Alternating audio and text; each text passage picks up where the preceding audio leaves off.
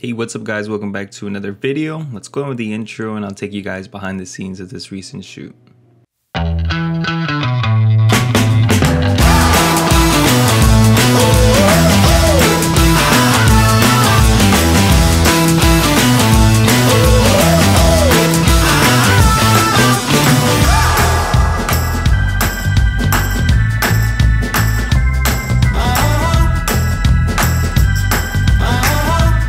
Alright guys, so I'm starting a whole new format of taking you guys behind the scenes of some photo shoots and video shoots that I'll be doing.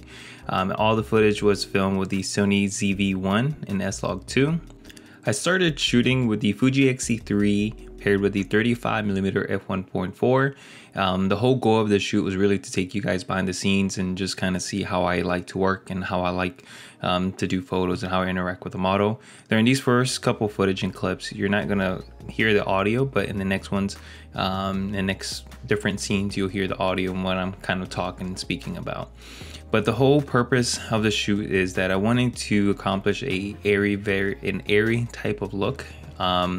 Isabella, I've worked with her many times, so I knew she would be able to find the right outfits that really fit the scenery that I was going with light colors and kind of like a boho style.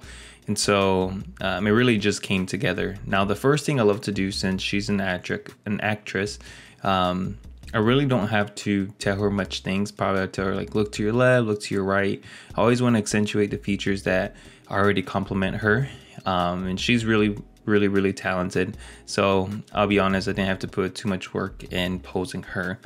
But overall, anytime when you are working with models, you always want to make sure that you're letting them know, you know, they're doing good. Always have that feedback, interact, give them directions if you're seeing that it's not working, and keep going. You got to fake it till you make it in certain poses until you get the right shot that you were looking for. And that's happened plenty of times with me in different shoots that I've done in the past. Having a prop though with the hat makes it so much easier to just get a different look in a different style. I did have her go to like different spots, some walking shots where I'm just shooting and high shutter, not high shutter, but continuous shutter. And I was able to achieve some really nice shots. Now, the biggest thing anytime when I am shooting as well is that I want to, one, connect with the model. I want to make sure that I can interact, that they're having a good time. It was hot, so I appreciate Isabella driving all the way from where she lives, is almost an hour away, to come over. Now, I switched over to the Rokinon 12mm F2. I love using this lens. Actually, it's an all manual lens, so sometimes it gets a little bit hard getting focus, as you may see here in some of these shots coming up. But when I use this lens, it actually, like, it really does enhance the scenery. I love using this lens if I'm out in the woods or somewhere that I just wanted it to look really dramatic. And I really love this shot right here because it just helped show, one, where we're at, and two, like she's, you know, going through the woods or discovering something. And it looked really good, and she really stands out with everything else in the background. And so if you haven't tried or experimented using wide angle lenses, do so, because you'll get some very interesting shots, and they really do stand out on Instagram. When you're scrolling, you're like, whoa, what's that?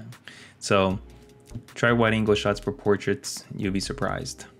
One of the biggest things that I see some photographers and videographers do wrong when they first start is that they take too much time in one certain pose, one certain location, one certain dress. We did almost 4 different outfits in this shoot, and we kind of flew by, and the shooting lasted about 2.5 hours, and part of it even shorter because we drove a little bit further. But without that, it would have been so much easier. So guys, do not spend so much time on one scenery, one look. Keep going and keep the chain moving so you can get a lot of different imageries and looks. Now here I'm shooting with the Fuji X-T3, my video rig setup, using the 16 through 55mm f2.8. I think this footage actually does have some warp stabilizer on it. But when I was filming this, I want to kind of show you guys also the raw feel of how it looks when I'm actually shooting in video. I do everything handheld. The biggest, key tip I can give you guys is to keep your arms tucked inside of your body, and it's just gonna help, and you just lean to the side, left or right, and that'll help you get a really smooth shot. And also, once you're in post, you can apply warp, and it'll probably help help you stabilize it even more. You'll see some other shots later in the video that I do that, and it looks better. So I think this next clip right here coming up, you're going to be able to see the difference. Anytime when you're shooting handheld, besides just movement, you also want to think of composure. And it's great for having the model just to move around and have different looks, different things, get low, get high.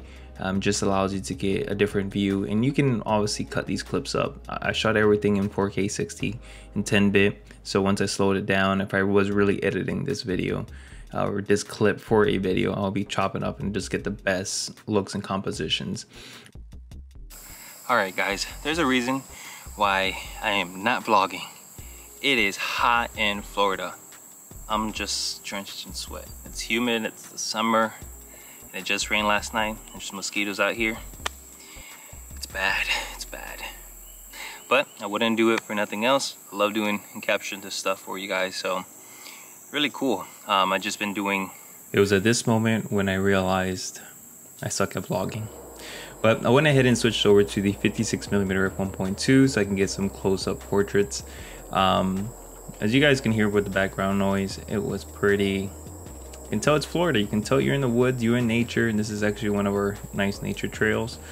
But when I switched over to this lens, I really love using the 56 as well for portraits. You get a really nice bokeh in the background, separation too as well.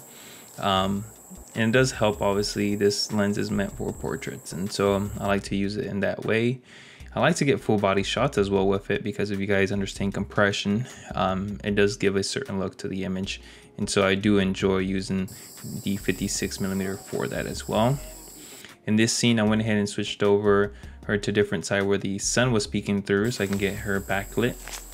Anytime when you shoot in backlit, it's important, one, to expose her as much as possible. Sometimes I expose for the highlights, so I tend to underexpose her. All the images that you have been seeing are all edited images, but as you guys can see, I retain a lot of the details in the background.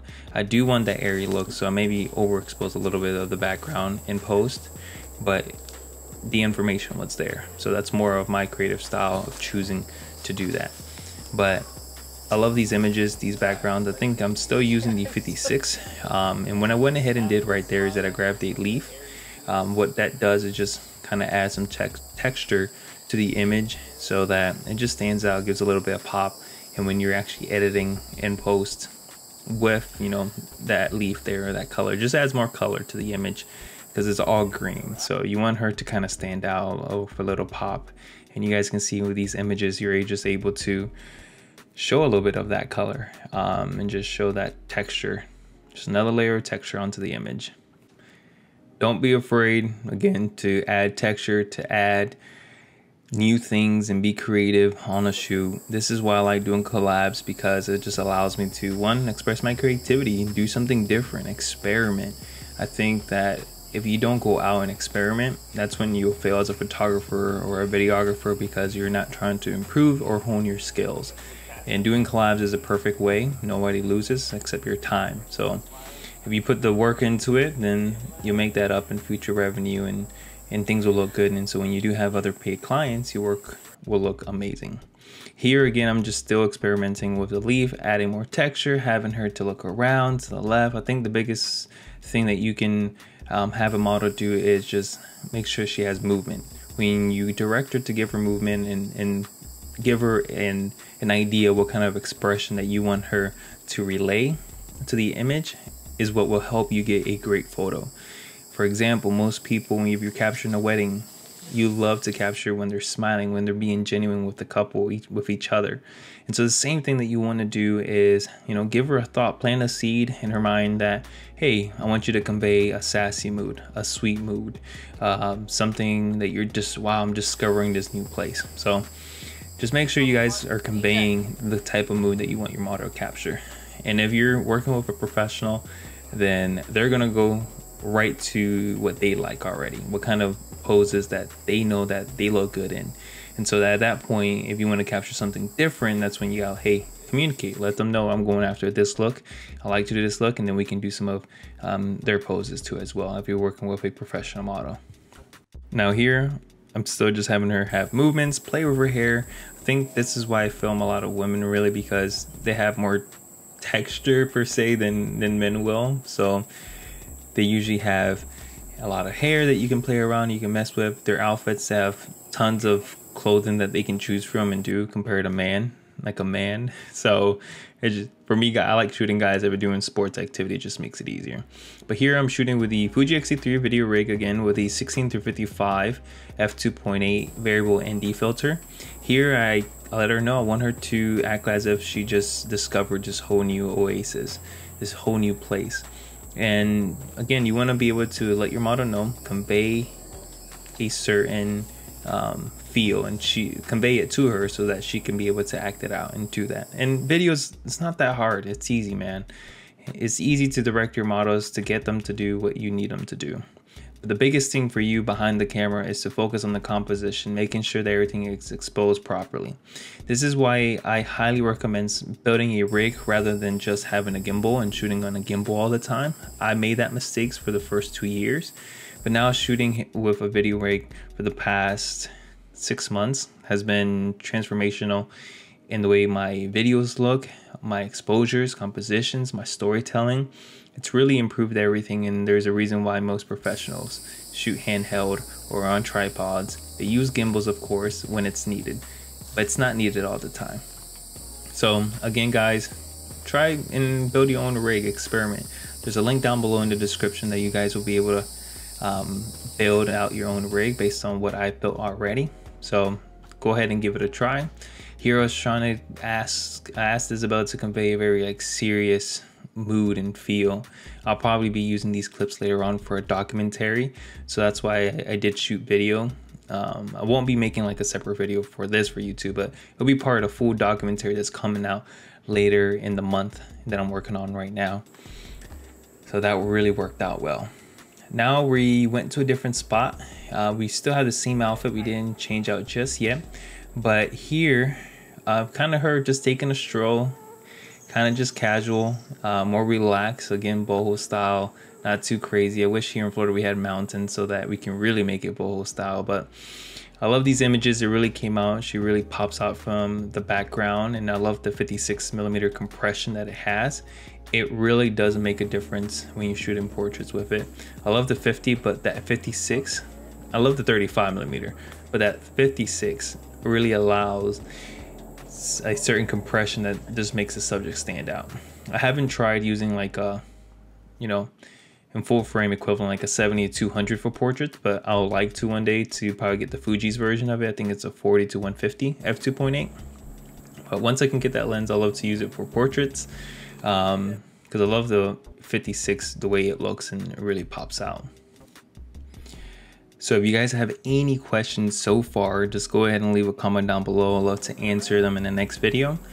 But here I'm going ahead, have her just spin around, have fun. I love this shot right here. It was perfect. Maybe if I capture her back foot out, like slipping from the dress, it will look even better because then you can see her second foot.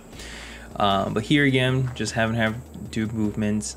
I'm just moving around left and right. I'm just trying to get as many different shots I can with the 56. Now, another tip that I kind of haven't expressed in previously in the video, but since I'm 6'3", 6'4" with shoes on, I like to give myself the extra inch, but I typically always tend to go very low when I'm shooting photos because that's a perspective I don't always see in others' photos and also in mine, because my point of view is I'm always usually taller than everyone around me, so when I do get low, it conveys a whole different feel and mood. And when you go low, you express like authority. So if you're eye level, then it's kind of like we're equal, and if it's above, then I'm looking down on you. So if you keep those things in mind when you're shooting, it's going to help you get and convey the message that you want to relate within that photo and for video as well. So here I'm still shooting with the same setup, just having her walk like she's strolling, discovering, enjoying this new place. And what I love about using the 16-55 is since it's a constant aperture, The best thing is that I can zoom in, zoom out, and still get some depth and still pop out from the subject. Sometimes the autofocus, goes in and out, but I'm shooting 4K 60, so I slow it down, I can cut it to the best scenes. And I really just love how the image looks. I think Fuji has the best colors and so much better than Sony. I just have to say it. And even though there's a whole new Sony camera coming out, I'm not really concerned because the Fuji X-T3 has been great, and I haven't really been wanting to get the X-T4. The ZV-1 actually is fulfilling the purpose of why I would have gotten the X-T4. So yeah, that's that. But here I just had her laugh, really just smile. Again, I'm just using this footage for another video that I am actually creating, a documentary for her. But I really just love using the Fuji X-T3 in this video rig style. Just again, have movement, convey a message. It gets pretty simple and it can become repetitive, but when you start learning how to master the skill of interacting with people, it just really helps. Now here I had her switch dresses to a shorter dress. All three dresses that we did on this location were all white.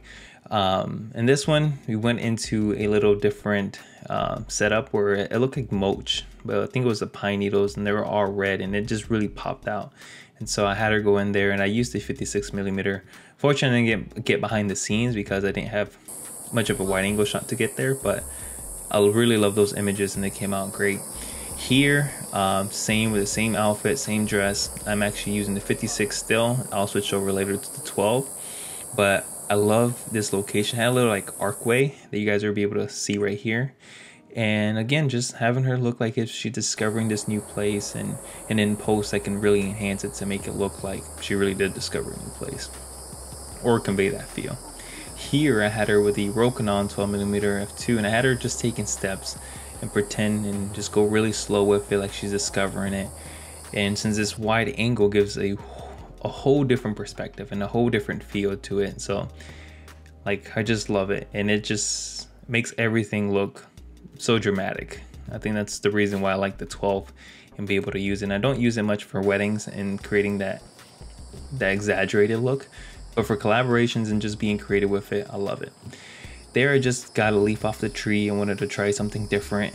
I was kind of running out of ideas in that space and the floor under us was really wet, so I was kind of getting annoyed. It was getting hot, I was sweating. I don't know if you guys can see the back, it's bad, but I went ahead and got a leaf and tried to put in different positions. I had her hold it, and this leaf was not red like the other one. It was actually very alive, so it was green. And again, just played with it, used it as texture. This image is my favorite one with the leaf because it just, she's looking down on you. This one's just a cool one. I threw it up and I caught it in the air. And again, with the 12mm Rokinon, it's all of it is, it's a all manual lens, so you just have to play around until you get the proper focus. And the Fuji has really allowed me to make it easy.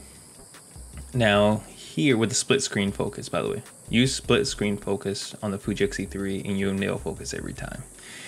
That's a bonus right there.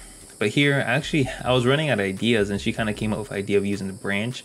And then the branch had like 2 splits, so in the middle I can actually like get a photo of her directly.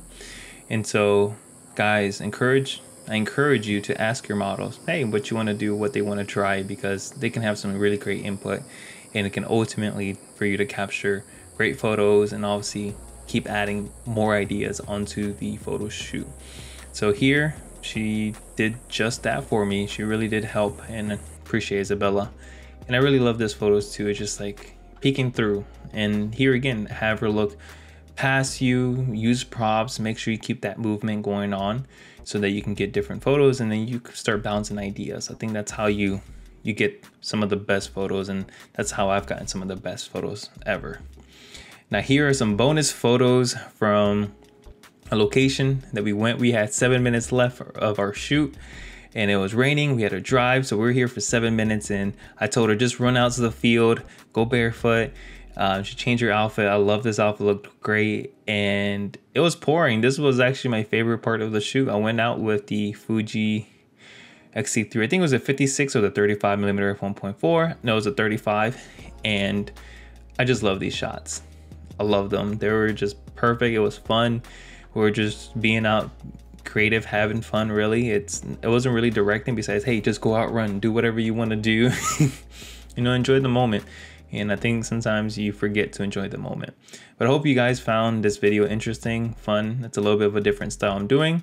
But if you liked it, go ahead, leave a comment down below, subscribe, and I'll see you guys on the next one. Peace.